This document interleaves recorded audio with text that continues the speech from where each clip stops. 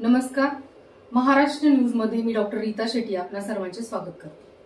आज mother's day आहे आणि आपण म्हणतो ना की आई म्हणजे काय, तर आ म्हणजे आशीर्वाद आणि ई म्हणजे ईश्वर.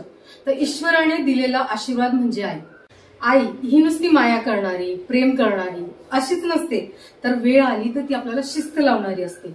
आणि अशी आई आणि अशी एक जोडी आपल्याकडे आज आहे, आई आणि मुलगी, ज्यांचं नाव आहे जयमाला आणि मुलीचं नाव आहे ऋषाली. आज आपण त्यांच्याशी खास बातचीत करणार आहोत मदर्स डे निमित्त. काय आज मी जसं मगाशीच म्हटलं की आज मदर्स डे आहे, त्यानिमित्त आपण जयमाला ताई, तुम्ही आणि तुमची मुलगी ऋषाली यांची निवड केलेली आहे. तर आपण थोडीशी तुमची खास बातचीत करणार आहोत. या दोघी, आपण जर म्हटलं की मी यांची निवड का केली या मुलाखतीसाठी, तर या दोघी एक असा व्यवसाय करतात. आपण म्हणतो ना की आपलं जो पोटोबा आहे, म्हणजे आपल्याला जी भूक आहे ती भूक आपली कशी शमणार आहे, तर आपल्याला चांगल्या प्रकारचं जर अन्न मिळालं, चांगल्या प्रकारची क्वालिटी जर मिळाली तर आपण आपली ती भूक शमवली जाते. तर हेच काम ऋषाली आणि तिची आई या दोघी करतात. ते एक चांगल्या प्रकारची मेस चालवतात. त्यांच्या मेसचं नाव आहे ताई मेस. आणि काय ही मेस एवढी प्रसिद्ध आहे, तर आपण आज त्यांच्याचकडनं जाणून घेऊया की त्यांनी या व्यवसायाला का सुरुवात केली, त्यांची जर्नी काय, त्यांचा प्रवास काय आहे. जयमाला ताई, मी पहिल्यांदा तुमच्याकडनं ऐकू इच्छिते की तुमचा थोडासा प्रवास तुम्ही जर सांगाल तर प्रेक्षकांनाही खूप आवडेल. नमस्कार. मला 3 मुलं आहेत आणि मी हा व्यवसाय करते. म्हणजे माझ्या म्हणजे तेवढी मला घराची, म्हणजे माझी मुलगी मला साथ देते, त्याच्यामुळे मी व्यवसायाला सुरुवात केली. कारण की मुलगीचं नाही, आपण आपल्या या व्यवसाय करूया आणि मुलांना आपण व्यवस्थित खायला व्यवस्थित घालू. काही आपण विचार करायचा नाही. आपण ह्या व्यवसाय केला तर आपण त्याच्यावर वरती येऊ, नाही व्यवसाय केला तर आपण वरती येऊ शकणार नाही. काहीतरी फरक करायलाच पाहिजे असं. ताई, तुम्ही आणि तुमचं शिक्षण किती झालेलं आहे? शिक्षण माझं 4थीत झालेलं आहे. आपण बघाल की ताईंचं शिक्षण जरी 4थी झाले असलं तरी आज जो व्यवसाय त्या करतात त्या व्यवसायात त्यांनी खूप उंच भरारी घेतलेली आहे. ऋषाली, आई तर तुझा हा व्यवसाय करतेच आहे, पण तुझ्याविषयी थोडंसं सांगशील की तुझं शिक्षण किती झाले आणि तू काय या व्यवसायामध्ये आलीस? नमस्ते, माझं नाव ऋषाली आहे. ऍक्च्युली माझं 10वीत झालेलं आहे, पण आईकडनं मला हे शिकवले की कसा स्वयंपाक करायचा. पण त्याच्यापेक्षाही जास्त माझा आत्ते भाऊ संतोष काणेकर म्हणले, जे आता तो एक्सपायर झालेला आहे, पण जास्त करून त्याच्याकडनं खूप शिकायला मिळालं की स्वयंपाकात कसं केलं पाहिजे, काय केलं पाहिजे, क्वालिटी कशी दिली पाहिजे. बरोबर. आणि आपल्याकडनं जास्तीत जास्त लोकांना किती प्रतिसाद, म्हणजे लोकांकडून किती प्रतिसाद चांगला मिळेल ह्याची जबाबदारी मला त्यांनी शिकवली की तू पुढे कशी जाऊ शकतेस, हा व्यवसाय कसा करायचा. हे जे मी मेस आहे चालवते, ऍक्च्युली मी मेस म्हणून नाही चालवत, माझी एक फॅमिली समजून मी चालवते.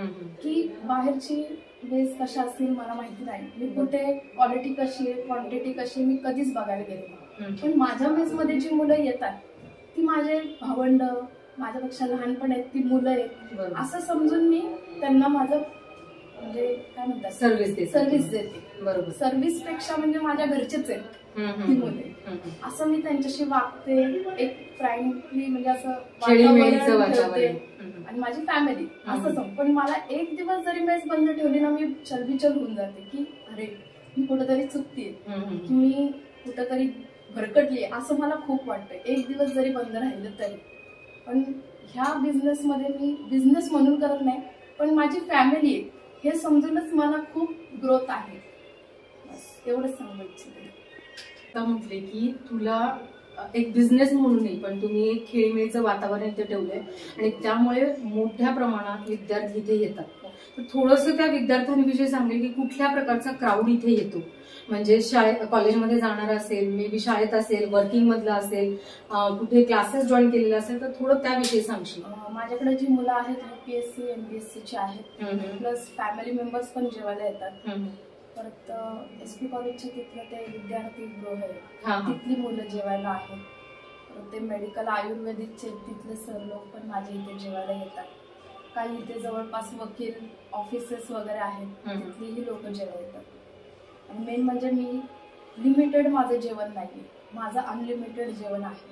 अरे वा. त्यामुळे लोक आनंदाने येऊन पोटभर आणि समाधानी जेवून जातात. त्यानेच मी खूप समाधानी आहे.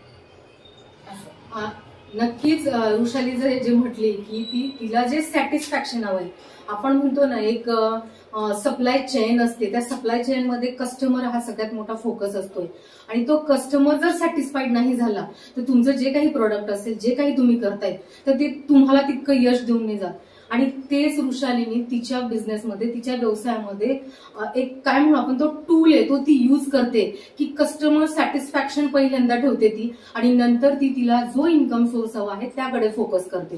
तर हे सगळ्यात महत्वाचं आहे आणि खूप छान. तू जे कोणी व्यवसाय करणार असतील पुढे जाऊन आणि जे करत असतील त्यांनी नक्कीच वृषालीचा हा जो सल्ला आहे तो घ्यावा. जय मला ताई, साधा आपण घरी साधं 4 लोकांपुरतं 5 लोकांपर्यंत जेव्हा जेवण बनवतो तेव्हा लेडीजला भरपूर हा प्रश्न असतो की रोज उठून कुठली भाजी करायची.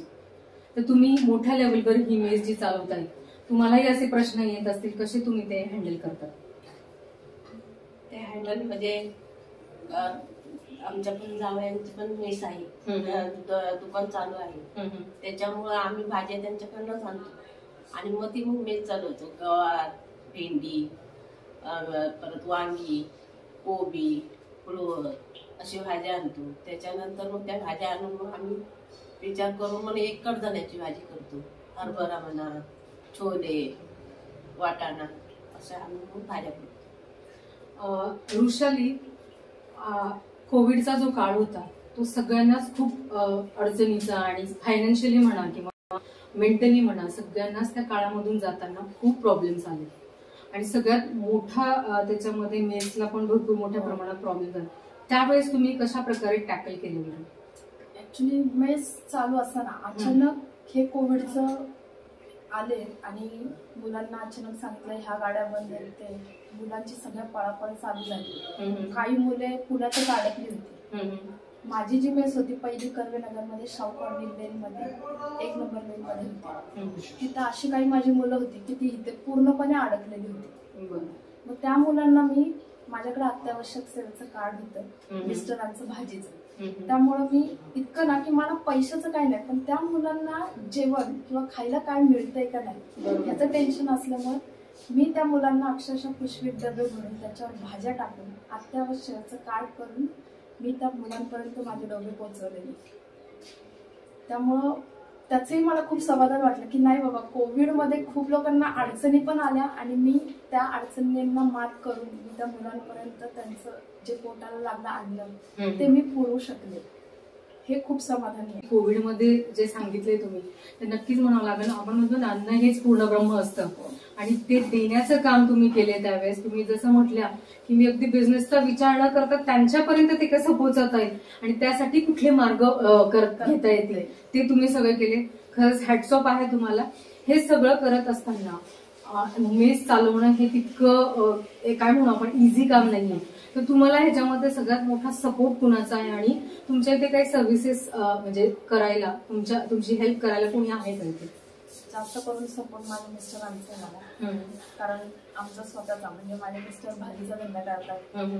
त्यामुळे जास्तीत जास्त भाज्या आम्ही मुलांना ज्या माहिती पण नाहीये त्या भाज्या आम्ही त्यांना प्रोव्हाइड करतो. म्हणजे ब्रोकली ती खूप महागाची आहे पण आम्ही तिथे विचार नाही करत की हा महागाचा आहे. ती ब्रोकली आम्ही प्रोव्हाइड करतो. आता तर इतक्या भाज्या महाग होत्या की 110-120 रुपये किलो भाज्या होत्या, भेंडी, गवार म्हणा, पण आम्ही त्या मुलांना त्या प्रोव्हाइड केल्या. तिथं आम्ही पैशाचा विचार नाही करतो आणि मेन म्हणजे की आम्ही ह्या भाज्या वगैरे का प्रोव्हाइड करतो की मुलांना कुठलाही त्रास नाही झाला पाहिजे.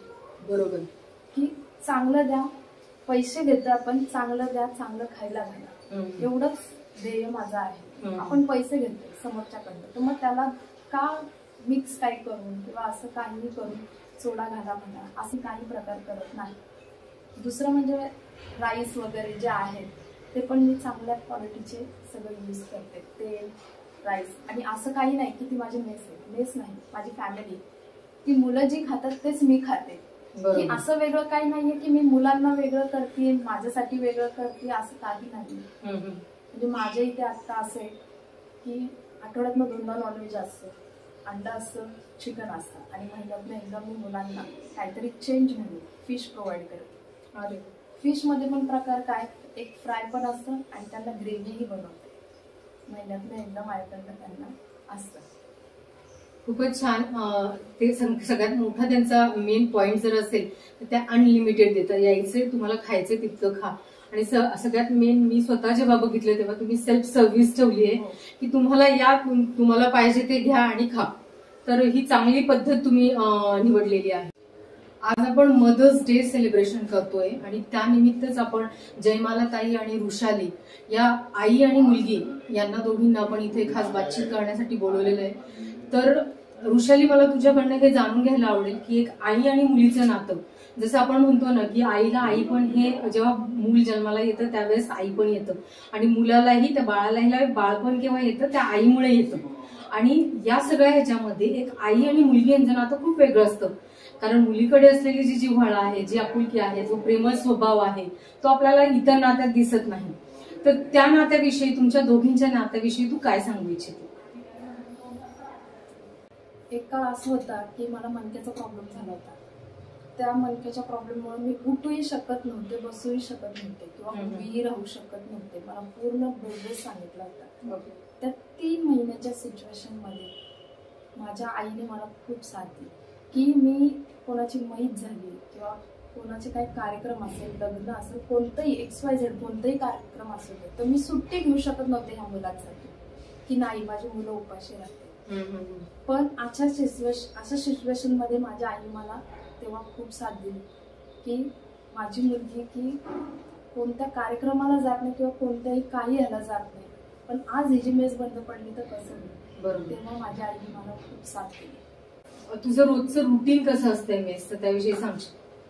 माझं रुटीन असं आहे की सकाळी उठल्यापासून माझे मिस्टर कुमार खिरडे हे भाजी वगैरे गोळा करणं, ते इथं हॉटेल पर्यंत माझ्या सहित त्या भाज्या वगैरे सगळं आणून ठेवणं, त्याच्यानंतर सगळं कटिंग वगैरे मी करते. परत भाज्या वगैरे निवडण्याचं मदत पण माझे मिस्टर कुमार खिरडे हे करतात, जेणेकरून त्यांना कांदा चिरता येत नाही पण कांदा सोलणं किंवा बटाटा सोलणं किंवा थोडंफार काहीतरी जे कटिंग करता येते तेवढं ते करून देतात, बाकीचं मी करते. माझी आई पोळ्या करते.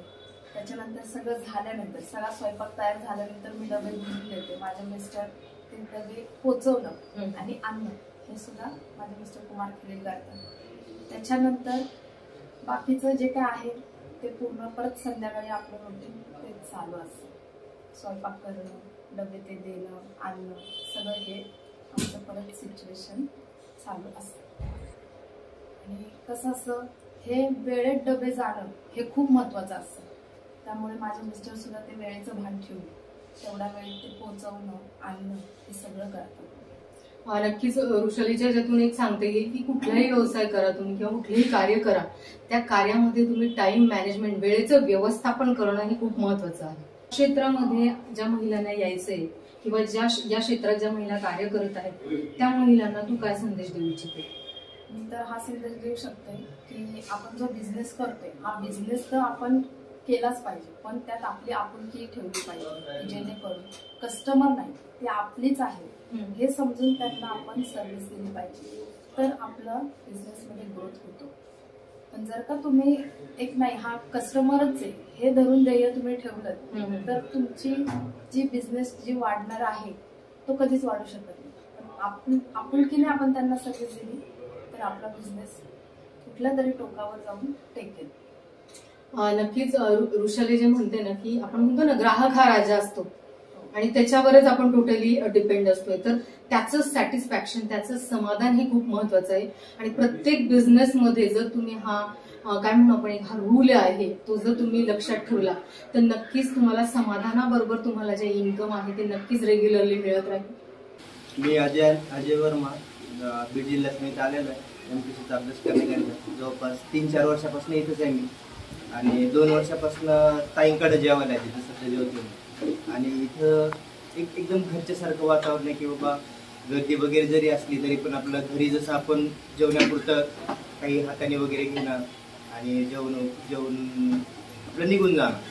म्हणजे काही क्वालिटीचा प्रश्न, तो क्वालिटी पण अगदी घरच्यासारखी. खरं तर त्याला क्वालिटी म्हणता येणार नाही, कारण की घराबाबतीत आपण हा शब्द वापरत नाही क्वालिटी वगैरे. एक घरची जी चव असते त्या चवप्रमाणेच घरच्यासारखं सगळं जेवण आहे, ना कुठल्या गोष्टीचा त्रास वगैरे, कारण घरी पण आपण कोणत्या गोष्टीचा कुठला त्रास नसतो होत. तसंच जेवणाबाबतीत मला ही 2 वर्षापासून माझी इच्छा पुढे झालीच नाही की दुसरीकडे कुठे जेवण्यासाठी जावं म्हणून. आणि बाकी एक घरच्यांचा जो रोल आहे तो ताईने पूर्ण केलेला आहे. ज्यांना की आम्ही ताई म्हणतो, दादा म्हणतो, मेसचा डबे वगैरे. आता लायब्ररीला जरी असलो तरी आता सध्या मी इथे येऊन जेवतोय, पण एखाद्या वेळेस उशीर जरी झाला किंवा अभ्यासाच्या बाबतीत येणं नाही झालं तर ताई किंवा दादा दोघांपैकी कुणी पण तिथं मेस जो डब्बा आहे इथला तो आम्हाला प्रोव्हाइड करण्याची सोय पूर्णपणे करून देतो. त्यांनी गरज नाही भासू दिली त्यांनी आम्हाला कुठल्या गोष्टीची कमीपणा जो असतो किंवा नाही आम्ही नाही देणार किंवा मग वेळ आहे किंवा काय. इव्हन 8 वाजो 10 वाजता सुद्धा बऱ्याच वेळेला दादांनी किंवा ताईंनी डब्बा आम्हाला प्रोव्हाइड केलेला आहे. माझं नाव सौरभ युवराज लोटे आणि मी चंद्रपूर डिस्ट्रिक्टमधनं पुण्यामध्ये स्पर्धा परीक्षेची तयारी करण्यामध्ये आलेलो आहे.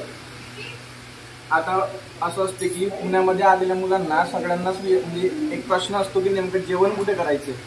तर मला पण म्हणजे असंच एक मुलांमधनं किंवा असं फिरता माहीत झालेलं आहे की ताईच्या मेसमध्ये चांगलं जेवण मिळते. आणि मी इथे गेलेले 2 ते 3 महिने झालेलो इथे जेवण करण्यासाठी आलेलो आहे. आणि ताईच्या मेसच्या जेवणाची टेस्ट मतलब एक उत्तम प्रकारची आहे. मदर्स डे निमित्त नक्कीच मी तुम्हाला शुभेच्छाही देते की एक आई म्हणून तुम्ही मुलीला खूप चांगला सपोर्ट करताय आणि एक मुलगी म्हणूनही तू आईला खूप छान सपोर्ट करते.